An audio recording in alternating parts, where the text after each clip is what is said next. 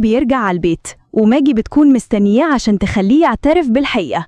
ونيك بيعترف إنه عملها مع أليس مرة واحدة، وبدأت خناقة وصوتهم عالي وأليس سمعتهم من الجراج. وماكس بدأ يعيط وأليس راحت تشوفه وقررت إنه بقى عبء، فحطته في البانيو وبدأت تملاه مية.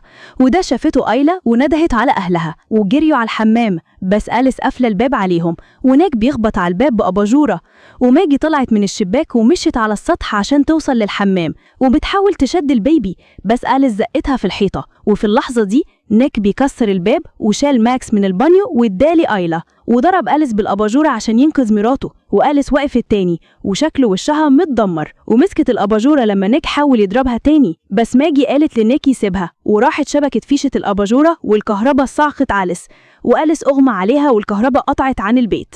وفي مركز التصليح الفني بيفتح راس أليس، وزميله لاحظ إن إيد أليس بتتحرك،